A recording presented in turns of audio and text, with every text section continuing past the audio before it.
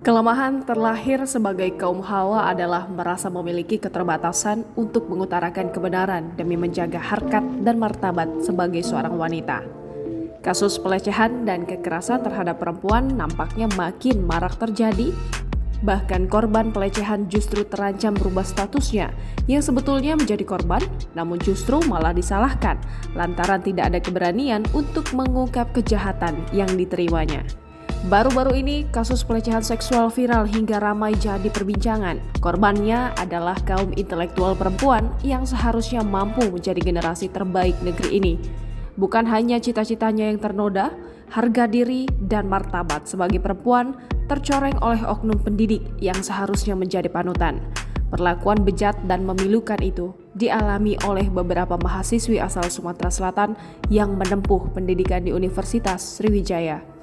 Pada 27 September 2021, seorang mahasiswi tingkat akhir Universitas Sriwijaya mengungkap pengakuannya bahwa ia telah mengalami pelecehan seksual. Pengakuan itu diungkapkannya melalui media sosial. Di awal pengakuannya, korban meminta seorang admin media sosial Instagram untuk mengunggah ulang ceritanya. Di awal curhatnya, penulis mengaku sebagai mahasiswi semester tua yang baru selesai sidang. Dikarenakan harus mengurus keperluan tanda tangan, mahasiswi itu lantas datang ke kampusnya pada Sabtu 25 September 2021. Tujuannya tak lain hanya untuk menemui dosen yang selama ini menjadi pembimbingnya yang dia sebut sebagai dosen A. Meski mahasiswa tersebut mengaku pertemuan itu tanpa adanya janji temu terlebih dahulu dengan dosennya. Diakuinya, saat itu ruang kerja dosen tersebut memang sepi. Oknum dosen yang diduga sebagai pelaku pelecehan seksual ini dikatakannya terus memancing korban untuk bisa bercerita lebih jauh tentang keterlambatan korban melaksanakan wisuda. Meski korban sempat menolak, oknum dosen berinisial A malah terus memancing korban hingga bercerita dan meluapkan tangisannya. Dari sinilah kesempatan kotor itu bermula. Di saat air mata korban kian tak tertahankan saat menceritakan segala permasalahan yang terjadi, sang dosen yang mendengarkan justru mulai menunjukkan gelagat aneh. Mahasiswi ini tidak menyangka sang dosen akan sampai memeluk dirinya. Namun dia masih berpikir positif bahwa pelukan itu hanya untuk menenangkan tangisannya yang kian menjadi. Akan tetapi, kecurigaan mahasiswi ini makin tak terbendung sebab sang dosen justru kembali memeluknya. Sempat berusaha menghindar, pelukan yang begitu erat dari sang dosen akhirnya membuat mahasiswi ini terdiam membisu. Tak sampai di situ, dia juga menyebut sang dosen akhirnya melakukan tindakan yang benar-benar di luar batas. Pihak Unsri baru mengetahui dan sempat bungkam. Tak butuh waktu lama, postingan ini langsung menarik perhatian netizen. Kabar ini akhirnya beredar luas hingga menyedot perhatian publik. Tak sedikit yang mengecam tindakan memalukan yang dilakukan oknum dosen itu.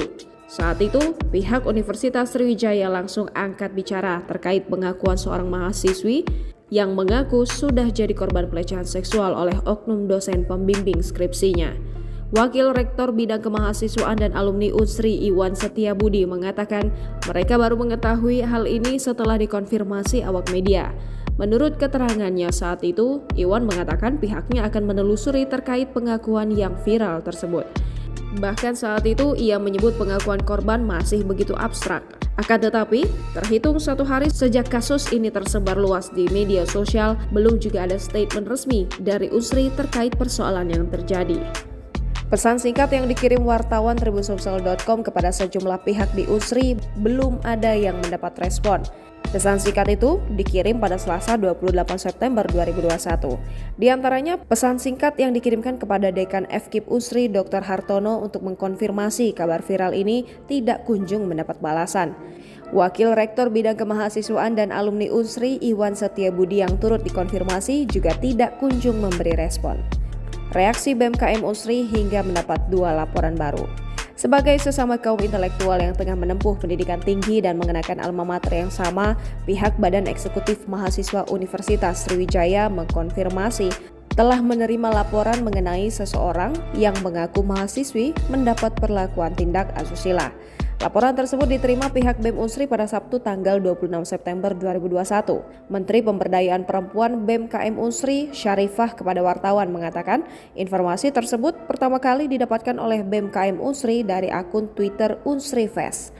Mendapat laporan tersebut, kata Syarifah, BEM Unsri menindaklanjutinya dengan melakukan pengecekan. Si pemilik akun Twitter anonim mengaku akan melaporkan perkara ini ke ketua program studi yang bersangkutan. Meski saat itu pihaknya mengaku belum mengetahui duduk perkara yang sebenarnya, Syarifah dan rekan-rekan BEM Unsri menegaskan akan mengawal perkara ini. Bahkan Badan Eksekutif Mahasiswa Keluarga Mahasiswa Unsri menerima laporan baru dari 2 orang mahasiswi yang diduga menjadi korban pelecehan seksual yang dilakukan oknum dosen. Padahal perkara dugaan pelecehan seksual yang dialami seorang mahasiswi Unsri pada akhir September itu belum tuntas diusut.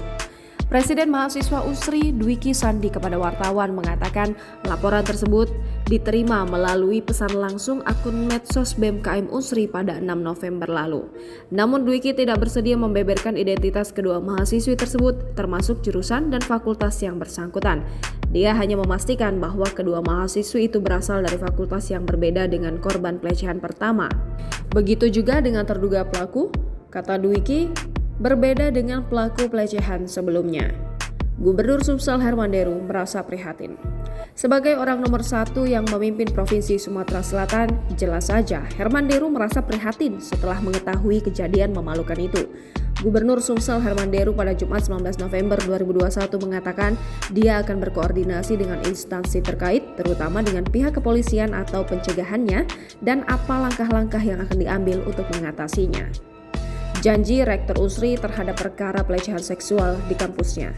Rektor Universitas Sriwijaya Anis Sagaf akhirnya angkat bicara setelah viralnya kasus dugaan pelecehan seksual yang dialami mahasiswi Universitas Sriwijaya dan belum juga mendapat penyelesaian. Padahal korban sudah beberapa kali memenuhi panggilan dan membuat laporan tertulis. Anis mengatakan pihak kampus telah membentuk tim semenjak kabar dugaan pelecehan seksual itu menjadi trending di Twitter sejak 2 bulan setelah viralnya pengakuan mahasiswi yang diduga menjadi korban pelecehan itu. Anis berjanji saat itu pihak kampus tidak akan menutupi siapapun oknum dosen yang terbukti melakukan pelecehan. Bahkan sanksi tegas telah disiapkan apabila kasus itu benar terjadi. Kondisi psikis 3 mahasiswa Unsri setelah alami pelecehan seksual. Meski telah banyak kabar beredar mengenai dugaan pelecehan ini dan juga dipublikasikan media massa, sejumlah pertanyaan muncul di antaranya mengenai identitas para mahasiswi tersebut dan mengapa tidak melapor ke polisi. Pertanyaan mengenai identitas mahasiswa Unsri ini dilontarkan oleh salah seorang jurnalis senior di Ogan Ilir, Sardinan Delisep. Pada konferensi pers yang diadakan oleh BEM Unsri pada Jumat 26 November 2021, Sardinan menyarankan agar ketiga mahasiswi tersebut dihadirkan untuk memberikan keterangan langsung kepada media, namun tidak menampakkan wujud diri. Menteri Pemberdayaan Perempuan BEM Unsri Syarifah mengatakan kondisi psikis para korban sejak diduga mengalami hal memilukan itu berangsur mulai membaik. Di tengah upaya penyelesaian dugaan kasus, lanjut Syarifah, 3 mahasiswi tersebut saat itu sedang proses menyusun skripsi. 3 korban dugaan pelecehan di Unsri resmi lapor polisi. Para korban dugaan pelecehan seksual di Universitas Sriwijaya akhirnya resmi membuat laporan polisi pada Rabu 1 Desember 2021. Sebelumnya, 1 mahasiswi berinisial DR sudah lebih dulu membuat laporan atas kasus dugaan pelecehan yang dilakukan dosennya. Berbeda dengan DR yang melaporkan oknum dosen, kedua mahasiswi tersebut melaporkan oknum staf Unsri atas kasus pelecehan seksual. Namun belum dijelaskan secara pasti berapa oknum yang dilaporkan kedua mahasiswi tersebut. Kasubdit 6 Renakta Polda Sumsel, Kompol Mas Noni mengungkapkan modus terduga pelaku berdasarkan keterangan korban. Terduga pelaku melecehkan via handphone dengan kata-kata tidak pantas yang ditujukan kepada korban. Fakta baru diungkap oleh ojek langganan terduga korban pelecehan. Diketahui ketika saksi dalam kasus mahasiswi yang diduga mengalami pelecehan seksual oleh oknum dosen Unsri meliputi teman mahasiswi serta tukang ojek langganan korban. Terungkap dari kesaksian tukang ojek yang dimintai keterangan sebagai saksi, tepat di hari tindak dugaan pelecehan terjadi, korban sudah dalam keadaan menangis saat dijemput dari kampusnya. Melihat kondisi tak biasa, tukang ojek langganan korban sempat bertanya tentang apa yang terjadi. Namun korban enggan memberi jawaban dan hanya terus saja menangis. Oknum dosen Unsri cabul paksa mahasiswi, olah TKP temui titik terang. Polda Sumatera Selatan merampungkan olah TKP pertama untuk dugaan kasus pelecehan seksual terhadap mahasiswi Universitas Sriwijaya pada 1 Desember 2021. Olah TKP dilakukan di ruangan Laboratorium Pendidikan Sejarah area Fakultas Keguruan dan Ilmu Pendidikan Unsri Indralaya.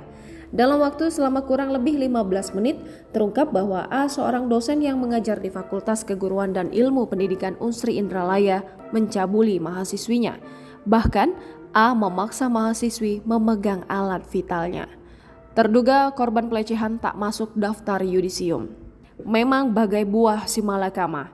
Baru-baru ini viral di media sosial, mahasiswi terduga korban pelecehan seksual kini seolah mendapat perlakuan yang tidak adil.